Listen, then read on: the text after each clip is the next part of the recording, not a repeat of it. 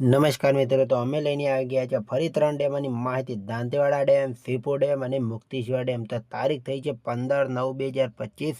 સમય થયો છે 8:30. વાત કરીએ દાંતેવાડા ડેમમાં આવકની, તો 1808 ક્યુસેક પાણીની સરેરાશ આવક જોવા મળી રહી છે દાંતેવાડા ડેમમાં.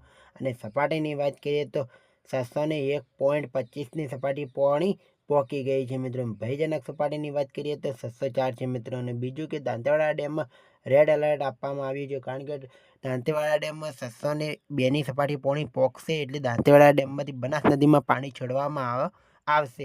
હવે વાત કરીએ સીપો ડેમમાં, તો પાણીની આવક નીલ છે. સપાટીની વાત કરીએ તો 582.61ની સપાટી પાણી પહોંચી ગઈ છે. ભયજનક સપાટીની વાત કરીએ તો 611 છે મિત્રો. હવે વાત કરીએ મુક્તેશ્વર ડેમની, તો મુક્તેશ્વર ડેમમાં પાણીની આવકની વાત કરીએ તો 376 ક્યુસેક પાણીની આવક ચાલુ છે મિત્રો. સપાટીની વાત કરીએ તો 760.80ની સપાટી પાણી પહોંચી ગઈ છે. ભયજનક સપાટીની વાત કરીએ તો 761.58ની છે મિત્રો. અને પાણી કેટલું છોડવામાં આવે તો 250 ક્યુસેક પાણી છોડવામાં, એક દરવાજો ખુલ્લો છે, છોડવામાં આવી રહ્યું છે મિત્રો. આ હતા.